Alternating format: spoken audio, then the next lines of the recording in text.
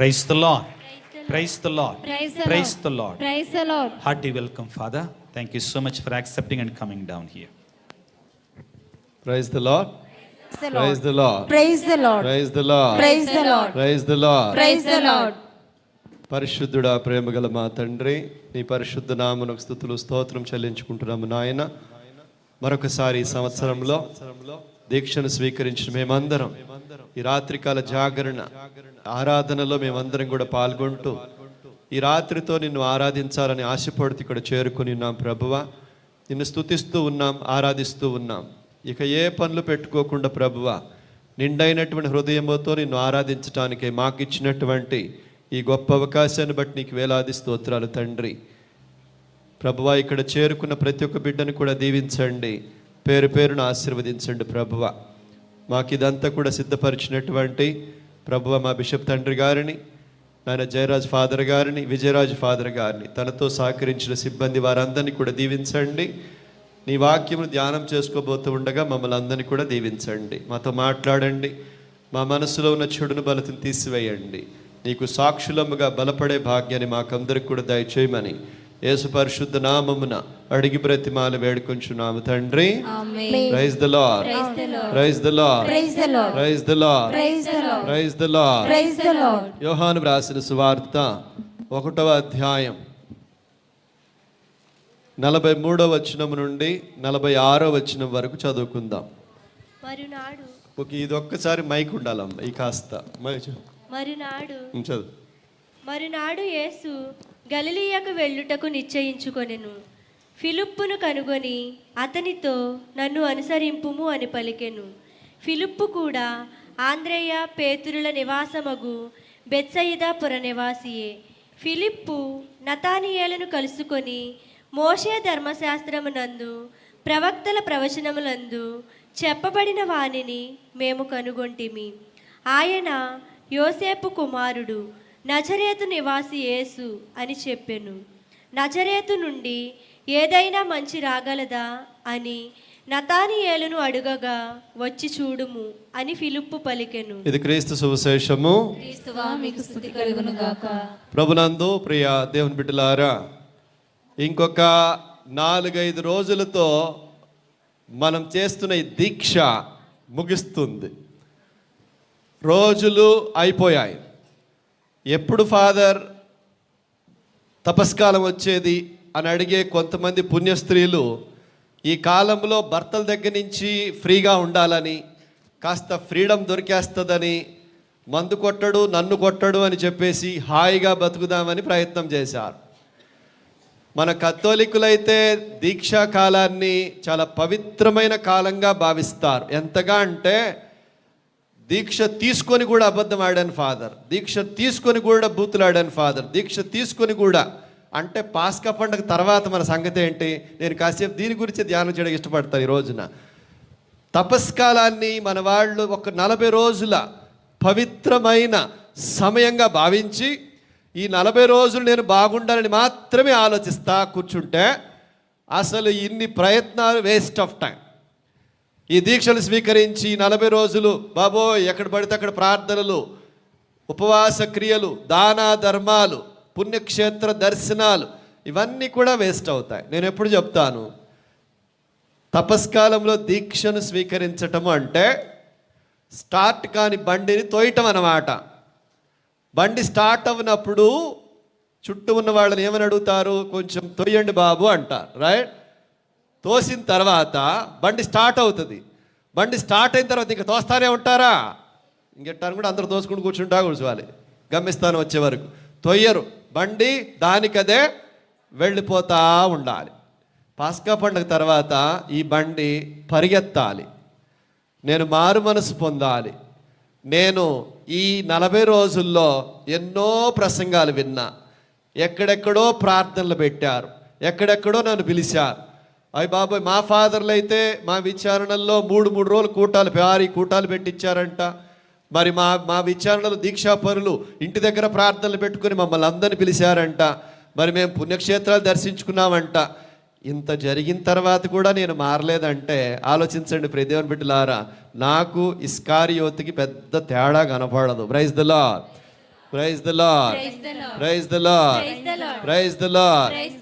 ఈ దీక్షా కాలం అందుకనే కేవలం 40 రోజుల కాలంగా కాకుండా మనకి సహాయం చేసే, ముందుకు నెట్టే ఒక కాలముగా మనం చూడాలి.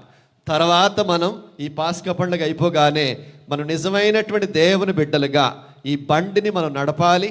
మనం ఇతరులను ఆ బండిలో మోసుకొని వెళ్ళిపోతూ ఉండాలి. ఎందుకంటే మనలో కానీ, మన కుటుంబంలో కానీ, మన సంఘంలో కానీ దేవునికి విరుద్ధమైన ఆలోచనలు కానీ, మాటలు కానీ, క్రియలు కానీ, ప్రవర్తన కానీ, పాపం అనేది ఉండకూడదు. దానికి నా వంతు కృషి నేను చేస్తాను. అందుకే నేను దీక్షని స్వీకరించాను. మీరు ఆలోచించండి, ఎంతమంది మనల్ని మెచ్చుకున్నారండి ఈ కాలంలో దీక్షాపరుల్ని. అసలు కొంతమంది దీక్షాపరులు అయితే సంవత్సరం అంతా గుడికి కూడా రారు. కానీ మీరు సిలువ మోస్తున్నారన్న ఒకే ఒక్క కారణాన మీ పాదాలు గడిగేస్తారు చాలామంది. ఆ టైంలో మా పాదాలు కూడా ఎవరు కడుగుతున్నా, మిమ్మల్ని స్వామి అనేస్తారు. మమ్మల్ని మాతో పోల్ చేసి స్వామి నన్ను పిలుస్తున్నా నిన్ను పిలుస్తున్నా అర్థం కాదు. అంటే దీక్షను స్వీకరించారు, వీళ్ళు ఒక పవిత్రమైనటువంటి పిలుపుని స్వీకరించారు, వీళ్ళు ఒక పవిత్రంగా జీవిస్తున్నారని చెప్పి నువ్వంటే అంత గౌరవం చూపించారు. కానీ అదే గౌరవం ప్రియ దేవుని బిడ్డలా, నీ దేవుడు నీకు సంవత్సరం అంతా ఇవ్వాలనుకుంటున్నాడు. నువ్వు ఆయన బిడ్డగా జీవించినప్పుడు, ఆయనకి సాక్షిగా, సాక్షురాలుగా జీవించినప్పుడు. Praise the lord, praise the lord, praise the lord, praise the lord. మంచి చేయాలంటే ఎవరి సహాయం అక్కర్లా, దేవుడు ఎప్పుడు ఉంటాడు, ఒంటరి కూడా వెళ్ళిపోవచ్చు. కానీ చెడు చేయాలంటే మాత్రం తోటి సహాయం, తోటి ఫ్రెండ్ కానీ ఎవరిదో ఒకళ్ళ సహాయం అవసరం అవుతుంది. ప్రియ దేవుని బిడ్డలారా, ఈరోజు మనం కాసేపు నా వలన ఈ ఆత్మని నశించిపోయిందా, నశించిపోతోందా, ఏ ఆత్మైనా దేవాలయానికి వచ్చిందా, కాస్త నేర్చుకోవాలి దీని గురించి. ఎందుకంటే నా దేవుడు ఎప్పుడు దీవించినా నేను ఒక్కడే దీవించబడాలని ఎప్పుడు దీవించడండి. నా ద్వారా నలుగురిని ఆయన చెంతకి తీసుకురావాలి అని మాత్రమే మనందరినీ కూడా ఇక్కడికి తీసుకువస్తాడు. ఎవరిని దీవించినా అంతే. చూద్దాం ఒకసారి. అబ్రహామును దీవించినప్పుడు దేవుడు ఆదికాండం 12వ అధ్యాయంలో బిడ్డలు లేనటువంటి అబ్రహాముని ఒక పెద్ద జాతికి తండ్రిని చేసేస్తానని చెప్పి అబ్రహాముని చెబుతూ, అలా అవ్వాలంటే అబ్రహాముకి పెట్టినటువంటి కండిషన్స్లో చూడండి, 1-2 వచనాల ముందు దేవుడు అబ్రహాముతో ఇట్లు చెప్పెను, నీ దేశమును, నీ చుట్టుపక్కలను, నీ పుట్టింటిని వదిలి నేను చూపు దేశమునకు వెళ్ళుము. నేను నిన్ను ఒక మహాజాతిగా తీర్చిదిద్దెదను, నిన్ను ఆశీర్వదింతును, నీ పేరు మహా గొప్పదగును, నీవు అందరికి ఒక దీవెనగా ఉందువు. నువ్వు చూసారా, నువ్వు మీ ఇంటికి దీవెన అవుతావు, మీ అబ్బాయికి దీవెన అవుతావు, హెబ్బే నువ్వు అందరికీ దీవెన అవుతావు. నేను నిన్ను ఒక మహాజాతికి తండ్రిని చేయాలంటే, ఓ పెద్ద జాతికి నిన్ను పెద్ద తండ్రిని చేయాలంటే నీ మైండ్ సెట్ మారాలి. అబ్రహాం ఏంటది అని అంటే, నువ్వు అందరికీ దీవెనకరంగా ఉండటానికి ఇష్టపడాలి. నేను చాలాసార్లు ప్రార్థన చేసేటప్పుడు, దేవుని వాక్యం ప్రకారం జీవించేటప్పుడు నేను మాత్రమే అన్న ఫీలింగ్ ఒకటి వస్తుంది చూడండి. ఇదే దరిద్రం అంటే. కానీ అది కాదు, నిన్ను ఒక మహాజాతికి దీవెనగా నేను మార్చాలనుకుంటున్నాను. ఎలాగంట 3వ వచనం చూడండి. నిన్ను దీవించు వారిని దీవింతును, నిన్ను శపించు వారిని శపింతును, నీ ద్వారా సకల జాతి జనులు దీవింపబడుదురు. చూసారా, నీ ద్వారా సకల జాతి జనులు దీవించబడతారు. అలా ఒప్పుకుంటేనే బిడ్డలు లేని నీకు బిడ్డలు పుడతారు. ఆ బిడ్డ ద్వారా ఒక జాతికి నువ్వు తండ్రివి అవుతావు. Praise the lord, praise the lord, praise the lord, praise the lord, praise the Lord. సంగమా, మనం ఎప్పుడు ఆలోచించుకోవాలి, నేను దేవుని చేతిలో ఒక ఆయుధంగా మారతానని చెప్పి నిశ్చయించుకుంటే తప్ప, ఆయన చేతిలో ఒక భటుడిగా, ఆయన చేతిలో నేను ఒక శిష్యుడిగా, ఆయన చేతిలో నేను ఒక సిపాయిగా పనిచేస్తానని చెప్పి నిశ్చయించుకుంటే తప్ప నేను దీవించబడను. నిన్ను ఒక మహాజాతికి ఎప్పుడు నేను తండ్రిని చేస్తానంటే, నీ ద్వారా అందరూ దీవించబడతారని చెప్పి నువ్వు ఒప్పుకుంటావా, అప్పుడు నువ్వు మెల్లగా దీవించబడటం మొదలు పెడతావు. ఇదేనండి మనం చేయాల్సిందే. రేపు పొద్దున పాస్కా పండుగ అయిపోయిన తర్వాత, ఇప్పుడు నా వలన ఇప్పుడు వరకు నేను ప్రతిరోజు గుడికి వెళ్ళి ఉంటాను, ఎక్కడ పడితే అక్కడ గుడి దగ్గర కనపడి ఉంటాను, ఆలయానికి వెళుతూ కనపడి ఉంటాను, ప్రార్థన జరుగుతూ ఉంటే అక్కడ కనపడి ఉంటాను. ఆలయంలో ఎన్నోసార్లు మరి ఈ కాలంలో దీక్షాపరులు ఎక్కువ హెల్ప్ అడుగుతూ ఉంటారు, విచారణ గురువులు కూడా. మరి ఆ తర్వాత మరి నీ దేవుడిని అలా వదిలేసి వెళ్ళిపోతావా? నీ దేవుడిని అట్లా వదిలేసి ఇంకా అయిపోయిందిలే ప్రభువా, సలాం బాబు, వచ్చే సంవత్సరం చూసుకుందాం అనుకుంటా ఉంటే ఇంక నువ్వు చూడు, వాడుకొని వెళ్ళిపోతున్నావు నీ దేవుణ్ణి ఈ కొద్ది కాలం కోసం. కానీ దీనివల్ల నువ్వెక్కడ బాగుపడుతున్నావు చెప్పు? దీనివల్ల నువ్వెప్పుడు సంతోషంగా ఉంటావు ఆలోచించు. కానీ అంతా అయిపోయిన తర్వాత నేను శుద్ధీకరించబడ్డా, స్వచ్ఛంగా తయారైపోయా, ఇక వెళ్ళి నా దేవునికి సాక్షిగా జీవిస్తాను.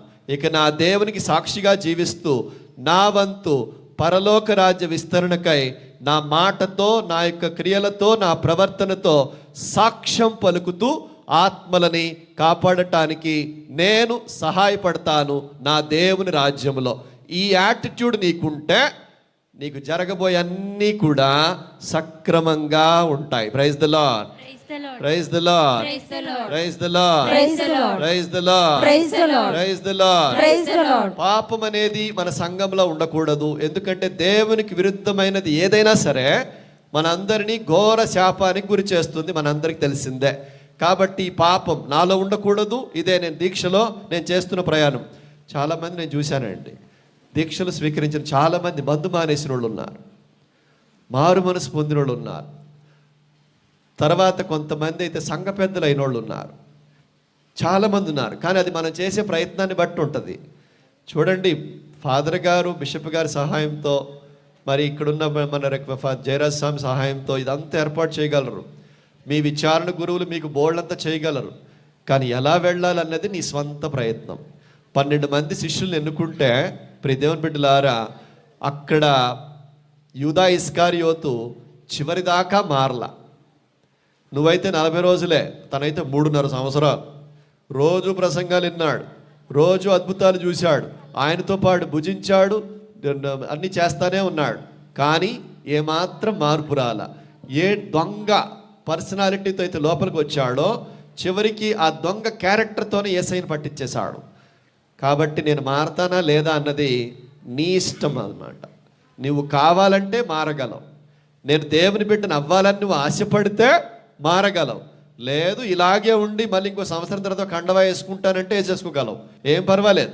టైం వస్తుంది, వెళ్ళిపోతూ ఉంటుంది. కానీ చివరికి అది నీ జీవితం, అది నీ స్వస్థత, అది నీ రక్షణ, నీ విడుదల, నీ విముక్తి, నీ దేవునితో నడిచేటటువంటి ఆ జీవితం. Praise the Lord, praise the Lord, praise the Lord, praise the Lord, praise the Lord, praise the Lord, praise the Lord, praise the Lord, praise the Lord. మనం ఇక్కడ ఎవ్వరం ఒంటరి వాళ్ళం కాదండి. మనం ఎవ్వరం ఒంటరి వాళ్ళం కాదు. ఇక్కడ మనం ఏది చేసినా దాని ఎఫెక్ట్ ఒక ఫ్యామిలీ మీద పడుతుంది, ఫ్యామిలీ ద్వారా సంఘం మీద పడుతుంది. కాబట్టి నేను ఆత్మల రక్షణ అన్నప్పుడు, దేవుని యొక్క పొలములో పనిచేయమంటున్నప్పుడు నువ్వు ఆలోచించు, నీ ద్వారా అనేక ఆత్మలు కాపాడబడాలి. ఇది మనకి తెలుసు. మరి అనేక ఆత్మలు కాపాడబడాలి అయితే నేను చేసే ప్రతీదీ నా పక్కన వాళ్ళ మీద ఒక ఎఫెక్ట్ ఎప్పుడు ఏర్పాటు అవుతూ ఉంటుంది. ఇది మనం ఎప్పుడు కూడా మర్చిపోకూడదు. అందుకనే దేవునితో ఉన్నంతసేపు నేను రక్షణ తీసుకెళ్తాను. నేను దేవునితో లేనప్పుడు నేను దేవునికి విరుద్ధంగా ప్రవర్తిస్తాను. ఇది మాత్రం పక్కా. వెళుతూ వెళుతూ నేను శాపకరంగా మారిపోతాను.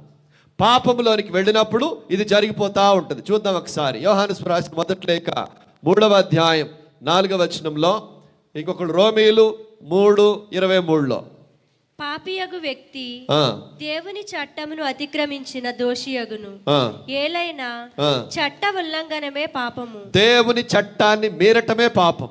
దేవుని వాక్యాన్ని ధిక్కరించటమే పాపం. దేవుని వాక్యాన్ని ప్రక్కన పెట్టేయటమే పాపం. ప్రియ దేవుని బిడ్డలారా, నేను చాలాసార్లు చెప్తానండి, పాపం అకస్మాత్తుగా ఒక పెద్ద పాపంలా కనపడదు. నిర్లక్ష్యంతోనే స్టార్ట్ అవుతుంది. మర్చిపోకండి, నిర్లక్ష్యం. చిన్న చిన్న విషయాల్లోనే జాగ్రత్తగా ఉండాలండి. సైతానుడికి ఉన్నటువంటి ఏకైక ఆయుధం నిర్లక్ష్యం. ప్రియ దేవుని బిడ్డలారా, పాపం అకస్మాత్తుగా నేను కత్తి తీసుకెళ్ళి మర్డర్ చేసేంత సీరియస్గా కనపడదు. కోట్లు డబ్బులు దొబ్బేసేంత సీరియస్గా కనపడదు. ఎంత సిల్లి కనపడిద్దంటే, పెళ్లి జరుగుతుందంట, నువ్వు కూడా వచ్చావు, నేను వచ్చి అన్నాను, బావా ఒక పెగ్గేసేయి అన్నా. వద్దులేరా, మావిడ ఏడ్చిద్ది. ఫాదర్ గారు కూడా ప్రసంగం చెప్పారు, మందు తాగడం పాపమని. బాటిల్ లేపుతున్నావేంటో, పెగ్గేగా ఇమ్మన్నాను, పెగ్గెత్తి తాగుబోతులు అయిపోతావా? ఇక్కడ మొదలైంది నీకు. వాడు అడిగింది పెగ్గే, కానీ ఆ పెగ్గు తర్వాత ఎట్టెళ్ళిద్ది చూడండి, బాటిల్స్ మార్చాల్సి వస్తుంది, సిల్లిగా కనపడుతుంది. ఒక ఆదివారం ఉదయమే మీ గుళ్ళో గంటలు కొట్టేశారు, ఫాదర్ గారు ఇంచుమించు పితాపుత్ర అనబోయాడు. పక్క నుంచి వచ్చిందో ఫ్రెండ్, మా ఇంట్లో ఫంక్షన్ ఉంది రావచ్చు కదే అని. వద్దులే, నేను గుడికి వెళ్ళాలి, ఆదివారం విశ్రాంతి దినం అంటే. ఒక ఆదివారం గుడికి మానేత్తి ఏమైద్ది ఏంటి? ఒక ఆదివారం గుడి మానే పాపం చేసినట్టు అయిద్దా ఏంటి? ఒక ఆదివారం గుడి మానే ఎత్తి పెద్ద నరకానికి వెళ్ళిపోతాం ఏంటి? అందరూ పెద్ద ఒక్కదాన్ని వెళ్ళిపోతాడు గుడికి. చాలా నిర్లక్ష్యం అన్నమాట, సిల్లిగా కనపడుతుంది ప్రతి దేవుని బిడ్డలారా. కానీ అక్కడి నుంచే అది అంచెలంచెలుగా మన శాపానికి కారకం అవుతుంది ప్రతి దేవుని బిడ్డలారా. అందుకనే చిన్న చిన్న విషయాల్లోనే జాగ్రత్తగా ఉండాలి. సంగమా, ఇది జ్ఞాపకం చేసుకోవాలి. నేను పాపం చేసినప్పుడు ఏం జరుగుతుంది? రోమీయులు 3:23లో మానవులందరూ పాపము చేసి అందరూ దేవుని మహిమకు కొరతబడిరి. అందరూ దేవుని మహిమ కొరతపడిన. తర్వాత చెప్పండి, అందరూ మానవులందరూ పాపము చేసి నోరు తెరిచి అందరం చెబుదాం. మానవులందరూ పాపము చేసి దేవుని మహిమను కోల్పోయిరి. దేవుని మహిమను కోల్పోయిరి. Praise the lord. Praise the lord. నేను ఎప్పుడైతే పాపములో దిగుతానో, అది చిన్నదైనా పెద్దదైనా, దీనికి డిస్కౌంట్లో కన్సెషన్ లేవండి, చిన్నది పెద్దదని లేదు. దేవునికి విరుద్ధంగా వెళ్ళే ప్రతిదీ పాపమే. అలా జరిగినప్పుడు ఏం జరుగుతుందంట? దేవుని ఆత్మ నాలో ఉండదు, దేవుని మహిమ నా ఫ్యామిలీలో ఉండదు. అప్పుడు ఏం జరుగుద్దండి? నేను వెళ్ళే మార్గం ఏంటో నాకు తెలియదు, నాకు సరైన గార్డింగ్ లేదు, నాకు దిక్సూచి లేదు, నడిపించే దేవుడు లేడు. అందుకే నేను తప్పుల మీద తప్పులు చేసేసి తర్వాత ఏడుస్తాను. అనవసరంగా వీడితో బిజినెస్ చేస్తున్నాను, అనవసరంగా ఇలాంటి వాడిని పెళ్లి చేసుకున్నాను, అనవసరం ఈ సబ్జెక్ట్ తీసుకున్నాను. ఎందుకని? నా దేవుని ఆత్మ నాతో లేదు కాబట్టి. ప్రతి దేవుని బిడ్డలారా, నేను పాపంలో మునిగినప్పుడు, నేను పాపము చేస్తున్నప్పుడు నా దేవుని తోడు నేను కోల్పోతూ ఉంటాను. నా దేవుని సహాయం నా దగ్గర నుంచి దూరంగా వెళ్ళిపోతూ ఉంటుంది. నేను ఒంటరివాడిని అయిపోతూ ఉంటాను. ఇదిగో ఈ పాపములో మునిగినప్పుడు నేను కీడుకి గురైపోతానండి, శాపానికి గురైపోతూ ఉంటాను. ఇప్పుడు నేను అన్నం తినాలి, నీళ్లు తాగాలి కదా, ఇది కరెక్ట్ బాడీకి. నేను అన్నం తింటాను, కిరసనాలు తాగేస్తాను. ప్రస్తుతం పార్టీ మాదే, ఎమ్మెల్యే గారు మా బావ. నువ్వు కిరసనాలు తాగేవారు అబ్బాయి, ఎమ్మెల్యే పేరు చెప్పి, పార్టీ పేరు చెప్పి, డబ్బులు పేరు చెప్పి బంగారు పోతున్నాం. అక్కడ వెళ్ళాల్సిన రూట్లో వెళితే ప్రతి వ్యక్తికి జీవం ఉంటుంది. రూట్ తప్పితే అది మనందరినీ మరణానికి చేరుస్తుంది. పాపములో ఉన్న వ్యక్తి, అందుకనే పాపం యొక్క వేతనం మరణము అంటాం. ఇది వద్దు అని చెప్పి మనం చేసే ప్రయత్నమే దీక్షా ప్రయత్నం. ప్రతి దేవుని బిడ్డలారా, పాపము నేను కట్టుకున్నప్పుడు నా ఇంటి మీదకి, నా మీదకి శాపం వచ్చి తండోపతండాలకు వచ్చి మీద పడిపోతోంది, నన్ను వినాశనానికి దారి తీసేస్తోంది. అయితే భారతదేశంలో ఏ చెడు జరిగినా, ఏ కీడు జరిగినా మనకు ఒక పెద్ద వంక ఉంది తెలుసా? భారతదేశంలోనే ఉంటుంది ఇది, గ్రహాలను తిట్టడం కదా, పొద్దున్న ఎవరి మొహం చూశానో అని చెప్పటం కదా, వాస్తు బాగలేదని చెప్పటం, వాళ్ళ మీదకి నెట్టేసేయటం కదా. యాక్సిడెంట్ అయింది, పొద్దున్న ఎవరి మొహం చూశాను. ఇంట్లో తినకూడని తినేయటం, రోగాలు రావటం. ఈ ఇంటి వాస్తు బాగల, తమరి తిండి మాత్రం కనపడదు అక్కడ. నీ ఇంటి వాస్తు బాగల, పద్దస్తమాను ఎన్ని ట్యాబ్లెట్లు వేసుకుంటున్నా కానీ కొన్ని రోగాలు తగ్గట్లా. ఈ ఇంట్లో ఏదో తప్పు ఉంది, గ్రహాలు మా వైపు లేవు, అవి సరిగ్గా పనిచేయటం లేదు. ఈ భారతదేశంలో ఎన్ని తప్పులైనా చెయ్యి, చక్కగా నిన్ను జస్టిఫై చేయటానికి, నువ్వు కరెక్ట్ అని చెప్పటానికి బోల్డని వంకలు. కరెక్ట్ కాదంట. హోషియా గ్రంథం 14వ అధ్యాయం 1వ వచనంలో దొరుకుతుంది మనకి సమాధానం. హోషియా గ్రంథం 14:1. ఇశ్రాయేలీయులారా, మీరు మీ దేవుడైన ప్రభువు చెంతకు మరలి రండు. మీరు మీ దేవుడైన ప్రభు చెంతకు మరలి రండు. మీ పాపమే మీ పతనమునకు కారణం. మీ పాపమే మీ పతనమునకు కారణం. ఇది వాస్తులు కాదు. వాస్తు సరిగ్గా లేక సెట్ చేసుకో కావాలంటే, మైండ్ కరెక్ట్గా ఉండాలంటే. అంతేగాని పెద్దస్తమానం పొద్దున్న మొహం చూసి నుండి పట్టుకోవడం, వాస్తులు తిట్టడం, గ్రహాలను తిట్టడం కాదు సుమా. నీ పాపమే నిన్ను, నీ పతనమునకు కారణమైనది. మన పాపములే మన పతనమునకు కారణమవుతున్నాయి. Praise the lord. Praise the lord. Praise the Lord. అందుకే ఆ పాపం మన ఇంట్లో ఉండకుండా జాగ్రత్త పడాలి. ఆ పాపం మన జీవితంలో ఉండకుండా జాగ్రత్త పడాలి. ఆ పాపం మన సంఘములో ఉండకుండా మనం జాగ్రత్త పడాలి. ఎందుకనంటే మనం చాలాసార్లు భారతదేశంలో ముఖ్యంగా మనం ఫాలో అయ్యే ఒక సూత్రం ఉంటుందండి. ఇండియా ఓడిపోయినా పర్వాలా, పాకిస్తాన్ మాత్రం గెలవకూడదు.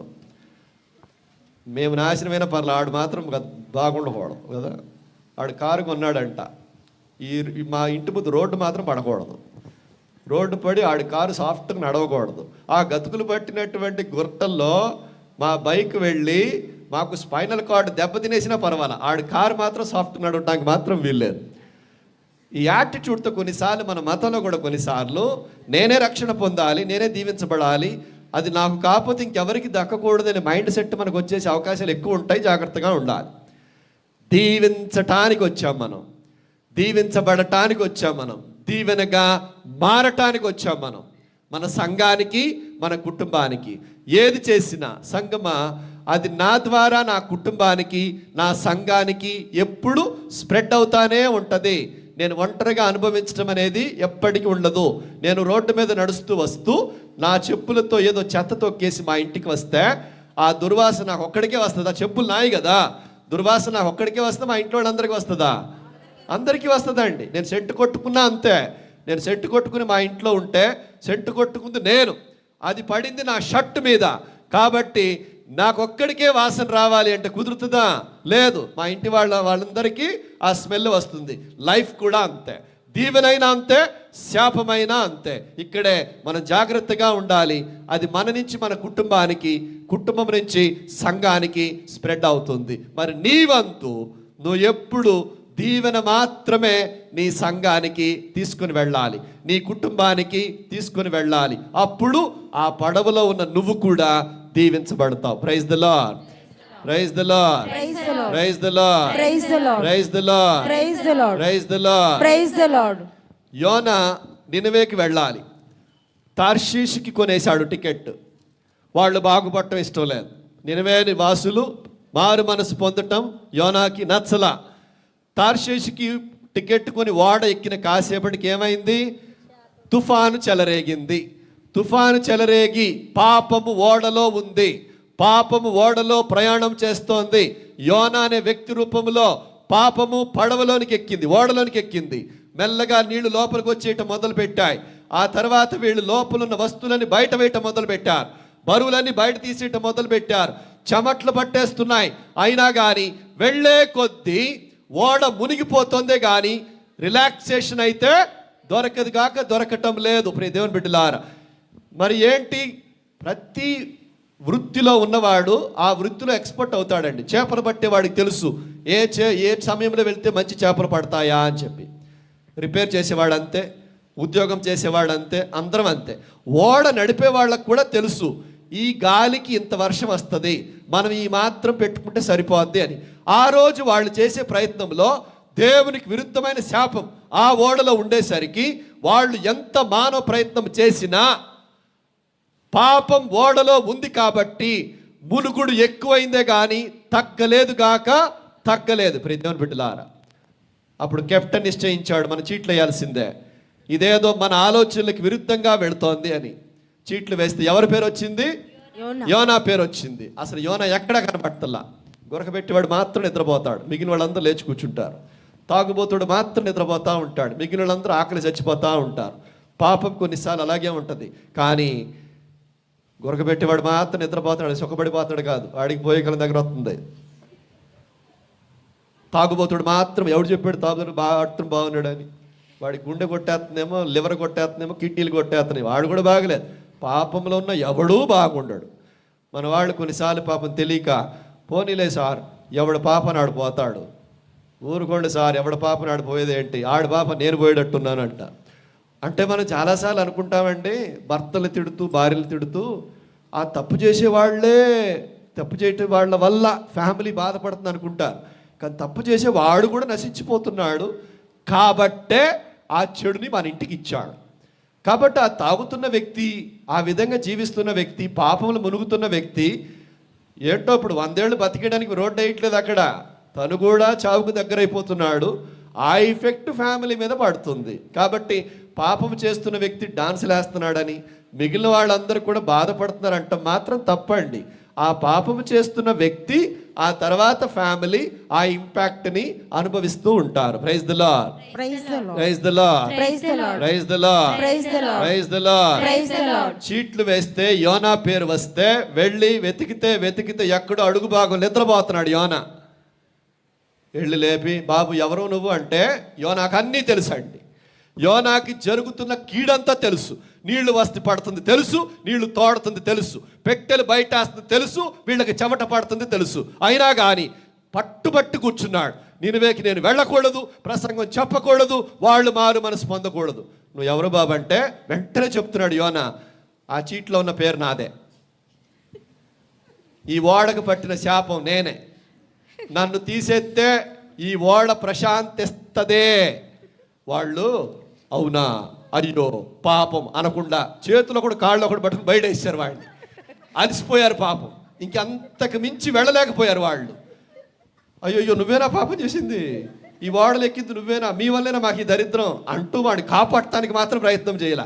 సరిపోయిందిరా బాబు, మాకు ఇప్పటి వరకు చేసింది చాలు, పదనాయన అని చెప్పేసి మాట్లాడకుండా బయట ఇసిరేసరికి ఏం జరిగింది, ఓడ ప్రశాంతించింది. ఆలోచించండి, ఓడ మునిగిపోతుంది కానీ ఆ ఓడలో యోనా కూడా ఉన్నాడు. Praise the lord, praise the lord, praise the lord, praise the lord, praise the lord, praise the lord, praise the lord, praise the Lord. కాబట్టి నేనేదో పాపం చేసేసి తప్పు చేసేసి నేనేదో ఎంజాయ్ చేసేస్తున్నాడు ఫీల్ అయిపోతాను కొన్నిసార్లు. అస్సలు కుదరదు. ఓడలో నువ్వు కూడా ఉంటున్నావు, ఆ శాపంలో నువ్వు కూడా ఉంటున్నావు. కానీ దేవుని పట్టుకుంటే, ఆయన పాదాలు పట్టుకుని నడవగలిగితే నువ్వు దీవించబడతావు. నీ వలన నలుగురు లేకపోతే నీ ఫ్యామిలీ, నీ సంఘం దీవించబడుతూనే ఉంటుంది. Praise the lord, praise the lord, praise the lord, praise the lord, praise the lord, praise the lord, praise the lord. ప్రియ దేవుని బిడ్డలారా, అందుకని మీరు గమనించండి, పాపం మంచిది కాదు. అది ఏ రూపాన మంచిది కాదు, ఏ డిగ్రీలో కూడా మంచిది కాదు, ఎలాంటి మోతాదులో కూడా మంచిది కాదు. దేవునికి విరుద్ధమైనది అస్సలు మంచిది కాదు. మనం కరెక్ట్ మార్గంలో ఉండాలి, అది మనల్ని గమ్యస్థానానికి చేరుస్తుంది. కాబట్టి ఇప్పుడు నేను అసలు మ్యాటర్కి వస్తున్నా. ఒకళ్ళకి ఒకళ్ళం పరిశుద్ధతలో సహాయం చేసుకోవాలి. నేను ఇందాక చెప్పానండి, మనందరికి తెలిసిన విషయమే, మనం ఒంటరి వాళ్ళం కాదు, పక్కన వాళ్ళ మీద ఆధారపడి జీవించే దేవుని బిడ్డలం. కాబట్టి నువ్వు మాట్లాడుతున్నప్పుడు జాగ్రత్త, ఏదన్నా డిసైడ్ చేస్తున్నప్పుడు జాగ్రత్త. అది ఏ ఇఫెక్ట్ పక్కన వాడి మీద పడుతుందో నీకు తెలియదు. పరిశుద్ధంగా ఆలోచించటం మంచిది.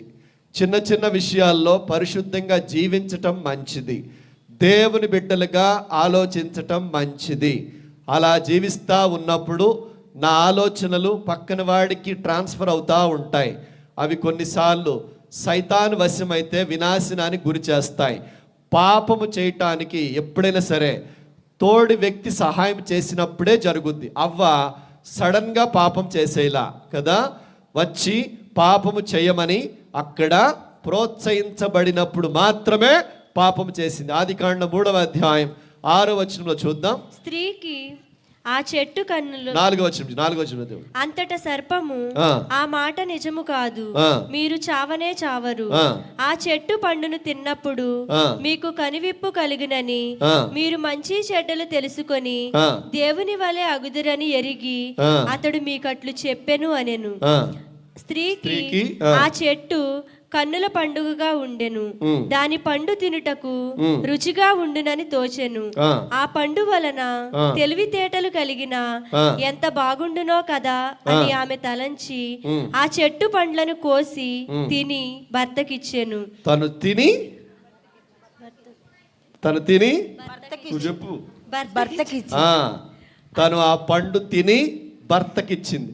అవ్వ సహాయం చేయబడింది పాము ద్వారా, ఆదాము సహాయం చేయబడ్డాడు అవ్వ ద్వారా. ఇదే జరిగింది లైఫ్లో. ఎప్పుడైనా గుర్తుపెట్టుకోండి. నేనేమంటానంటే, నేను పాములాగా ఉండకూడదు, అవ్వలాగా ఉండకూడదు. ఎదుటివాడి పాపానికి నేను కారణం కాకూడదు. ఆ తర్వాత పాపం వాళ్ళు ఎట్లాంటి శాపానికి గురవుతారో నేనిచ్చే సలహాల వల్ల, నేను చూపించే మార్గం వల్ల, నేను ఆడే బూతుల వల్ల, నేను చేసే దొంగతనాల వల్ల, నేను గుడికి వెళ్లకుండా క్రిస్టియన్ అని చెప్పుకొని మార్కెట్లో కనబడుతూ, ఎక్కడ పడితే అక్కడ కనబడుతూ, నేను ఇచ్చే ఆ విరుద్ధమైన సాక్ష్యం వల్ల ఎన్ని ఆత్మలు పాడైపోతున్నాయో నాకు కూడా తెలియదు. ప్రియ దేవుని బిడ్డలారా, ఎంతో అపురూపంగా పెంచుకుంటారు పిల్లల్ని. వాడు కొంచెం పెద్ద అయిన తర్వాత, ఆ పాప కొంచెం పెద్ద అయిన తర్వాత లేనిపోని వ్యసనాలతో కనపడిందంట, లేనిపోని వ్యసనాలతో కనపడ్డాడంట. ఎవరండి తయారు చేసింది వాళ్ళని? సడన్గా వచ్చి ఆకాశం ఎవరు దూకొచ్చేసారా? లేదుగా. వాళ్ళ ఇంటికి బయటకు రాగానే నువ్వో నేనో కనపడ్డాం అక్కడ. మనం అక్కడ కనపడి మెల్లగా తీసుకొచ్చి, పర్వాలేదు, ఏం కాదు, అందరిట్టాగే ఉన్నారు అని చెప్పి సర్ది చెప్పి, లేనిపోని దొంగ మాటలు చెప్పి వాళ్ళని పాపంలోనికి తీసుకువెళ్ళేసరికి ఆ పాపంలో జీవించిన ఆ స్నేహితుడు, ఆ స్నేహితురాలు ఇంటికి వెళ్ళిన తర్వాత వాళ్ళకి భారం అయిపోతూ ఉంటాడు. వాళ్ళకి భారం అయిపోతూ ఉంటుంది ఆ క్యారెక్టర్. ప్రియ దేవుని బిడ్డలారా, అందుకనే ఈ పాపమునకు మనము దోహదపడకూడదు, ఈ పాపములో మనము సహాయం చేయకూడదు, ఈ పాపములో మనం ఉండకూడదు. Praise the lord, praise the lord, praise the lord, praise the lord, praise the lord, praise the lord, praise the lord, praise the Lord. ఆశ్చర్యం ఏంటంటే, పాపం ఎవరు ఒంటరిగా ఈ తెలివితేటలతో పాపం చేశారు. పక్కన ఉండి సహాయం చేసినప్పుడు మాత్రం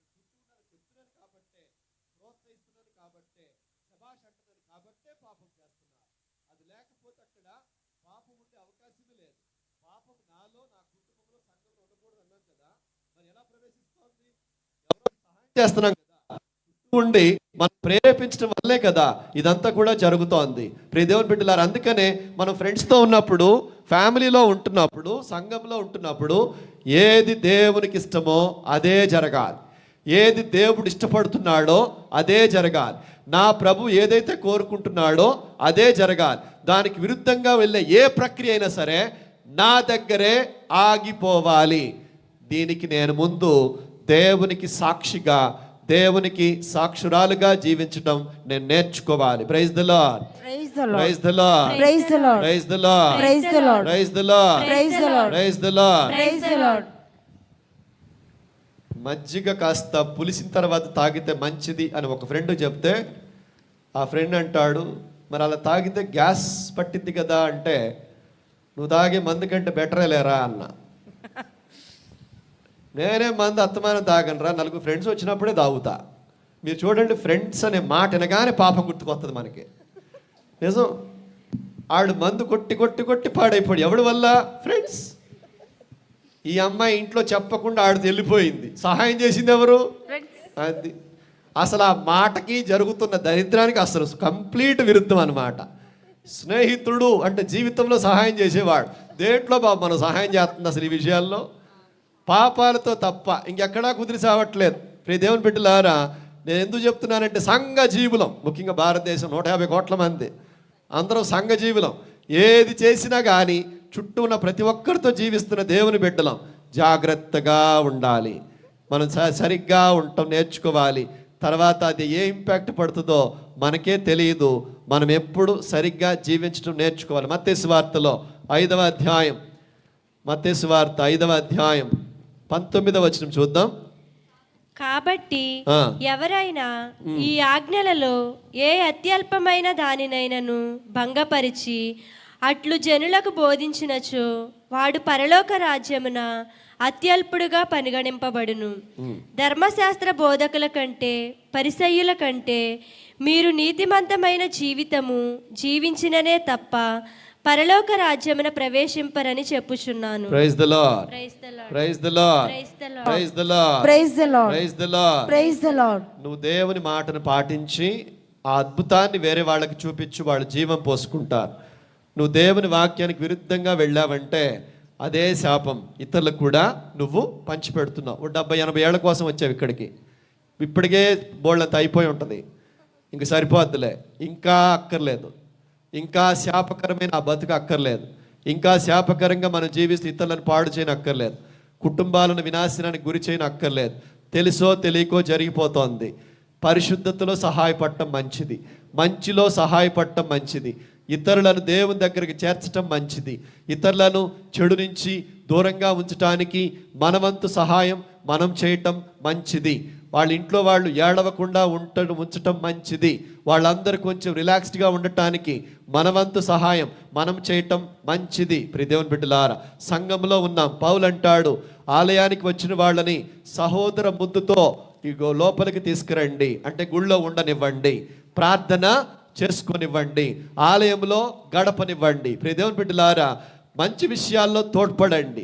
ఆ మంచి విషయాల్లో మీరు తోడ్పడినప్పుడు మీరు కూడా దీవించబడుతున్నారు అని చెప్పి గ్రహించండి. ఒక తల్లి ఒకసారి 2 పిల్లల్ని తీసుకొచ్చి ప్రార్థన చేయండి ఫాదర్ అంటే, ప్రార్థన చేస్తే అంతా బాగానే ఉంది కదమ్మా అంటే, ఏముందిలే ఫాదర్, నా భర్త చనిపోతాడంట డాక్టర్ గారు చెప్పారు. తాగి తాగి తాగి మా ఇంట్లో ఉన్నటువంటి డబ్బంతా హరించేశాడు, ఇప్పుడు చనిపోతూ మమ్మల్ని ఒంటరి వాళ్ళని చేసేస్తున్నాడు.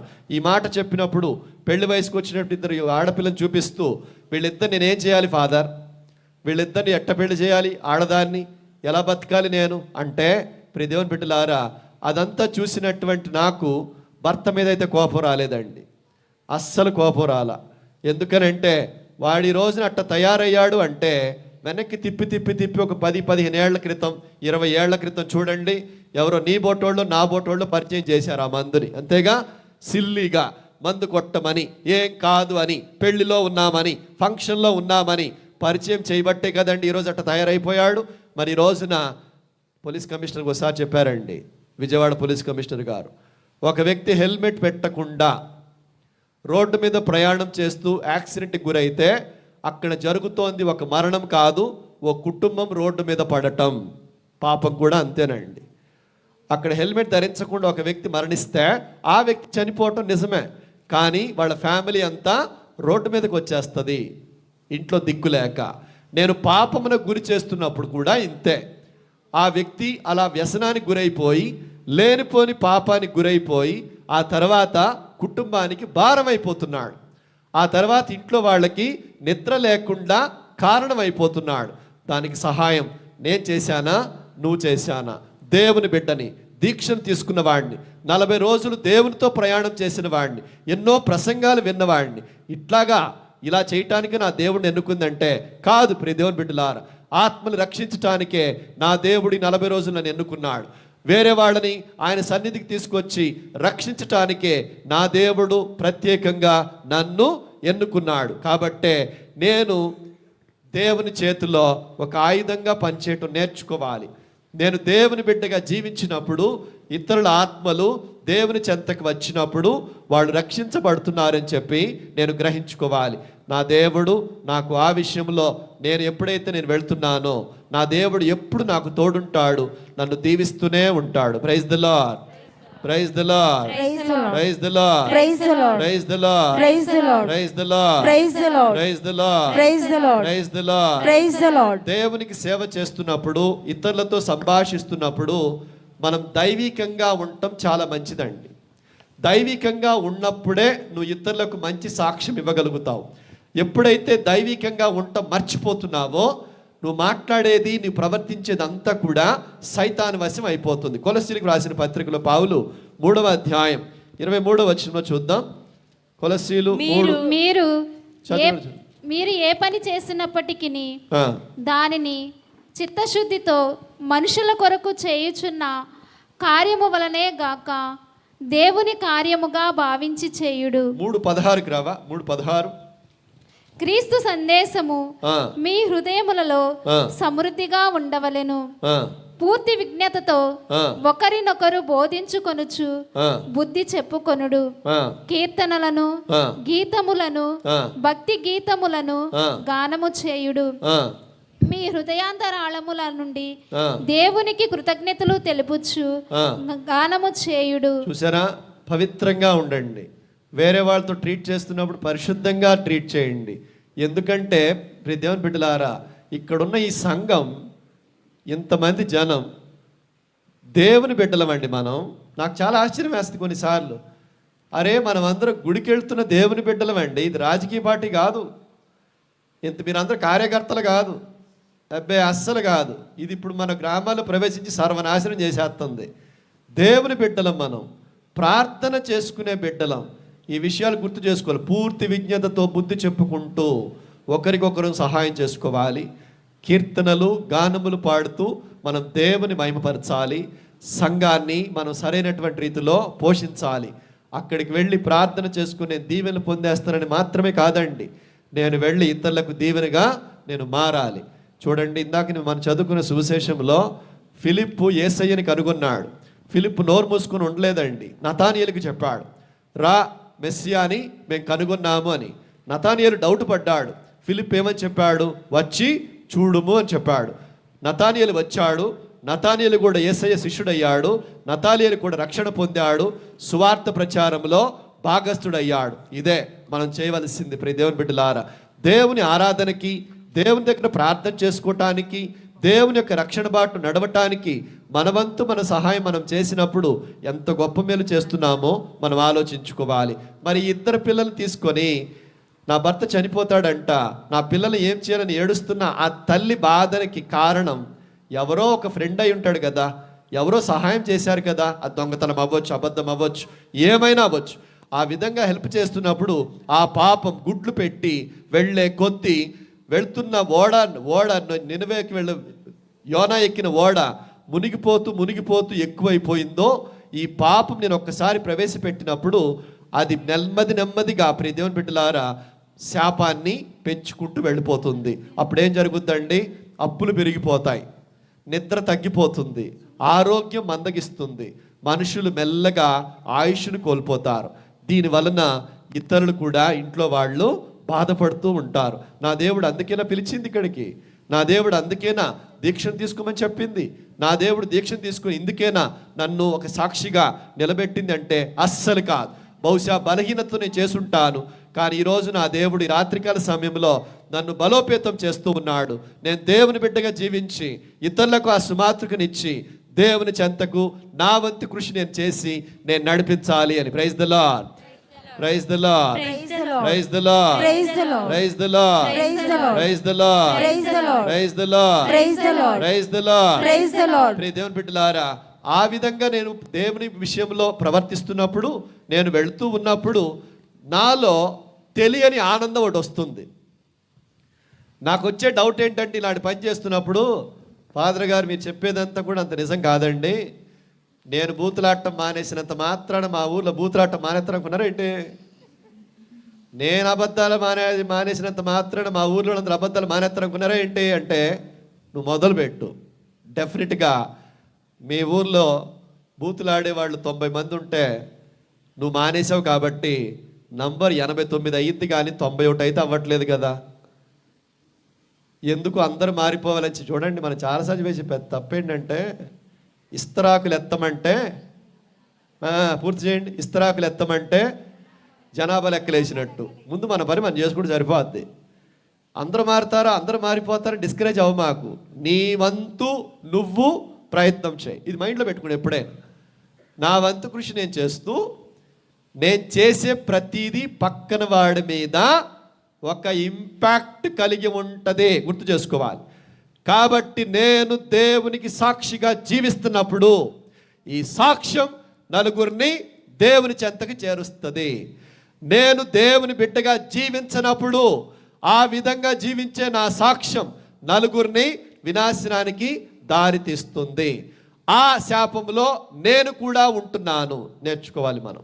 ఇప్పుడు తల్లి మాట విని అమ్మాయిని చంపేశాడు. ఇప్పుడేంటి, వీళ్ళిద్దరికి పూలదండలు వేసి సత్కరించేస్తున్నారా? లేదుగా. ఇప్పుడు ఈ అమ్మని పట్టుకోవడానికి ప్రయత్నం చేస్తున్నారు, ఈ ఇంటి పట్టుకుని లోపలేసేద్దామని ప్రయత్నం చేస్తున్నారు, పబ్లిక్గా ఉరి తీసేయండి అంటున్నారు, గిఫ్ట్లు ఇచ్చేస్తున్నారు ఏంటి పాపలు పడిపోతే. కాబట్టి నేను పాడు చేసేస్తుంటే ఎవరు దాన్ని వచ్చేసి మెచ్చుకోవట్లేదండి. కానీ నా సాక్ష్యంతో నేను నలుగురిని దేవుని చెంతకు తెస్తున్నప్పుడు, మంచిలో నడిపిస్తున్నప్పుడు వాళ్ళు బాగుంటున్నారు, నేను దీవించబడుతున్నాను. అబ్రహాము నువ్వు వెళ్ళాలి, నువ్వు అందరికీ దీవెనకరంగా మారాలి అని చెప్పినప్పుడు అబ్రహాం వెంటనే బయలుదేరాడు. అబ్రహాము నలుగురికి దీవెనగా మారాడు, తను దీవించబడ్డాడు. వాక్యం చెబుతుంది, ఆ దినములలో అబ్రహాం అంత ఐశ్వర్యవంతుడు మరొకడు లేకుండెను. కొంత వాక్యం తర్వాత చెప్తుంది తన కొడుకు ఈసాకు గురించి. ఆ దినములలో ఈసాకు అంత ఐశ్వర్యవంతుడు మరొకడు లేకుండెను. Praise the lord, praise the lord, praise the lord. చేతులు గట్టి చెప్పండి, praise the lord, praise the lord, praise the lord, praise the lord, praise the lord, praise the lord, praise the lord, praise the lord. దీవెనగా ఉంటే మంచిదండి. అది మనకి మంచిది, ఇతరులకు కూడా మంచిది. కానీ శాపకరంగా ఉంటే నేను బాగుండను, మెంటల్గా ఉంటాను, ఇతరులకు కూడా సరైన దిక్సూచి ఇవ్వట్లేదు. కాబట్టి ఇతరులు కూడా నా నుంచి దూరం అయిపోతారు. అందుకనే మన వంతు కృషి మనం చేస్తూనే ఉండాలి, వెళ్తూనే ఉండాలి. కాబట్టి దయచేసి ఈ 4 రోజుల తర్వాత ఇంక తర్వాత అయిపోయిందిలే అని చెప్పి ఫ్రీ అయిపోయాం అనుకోమాకండి, ఆనందాన్ని పొందండి. నేను చెప్తాను, ఈ 40 రోజుల దీక్షాపరులు ముఖ్యంగా అసలు మిమ్మల్ని మించిన ఆయుధం నాకు తెలిసి కథోలిక సంఘాలు ముఖ్యంగా ఫాదర్ గారికి ఇంకొకళ్ళు ఉండరండి. అసలు మిమ్మల్ని మించి ఎవరు ఇన్ని ప్రార్థనలు గడిపేస్తుంది సంవత్సరంలో? ఎంత గొప్ప బాబు మీరు. మిమ్మల్ని మించి దేవుని అనుభవం మీ విచారణలో ఎవరైనా చేయగలుగుతారా? లేదు, మీరు మాత్రమే చేస్తున్నారు మీకు తెలియకుండానే. ఎక్కడ పడితే అక్కడ ప్రార్థన, రోజు పూజ కుదిరితే కదా, వాక్యం వాక్యం వాక్యం, కూటాలు, కాస్త డబ్బులు వేసుకుని నలుగురికి అన్నదానాలు. మీరు గమనించండి, ఇలా చేస్తున్నప్పుడు ఈ కాలంలో బహుశా మందు కొడతల్లా, బూతులు ఆడతల్లా, గుడికి వెళ్తున్నాం, ఎంత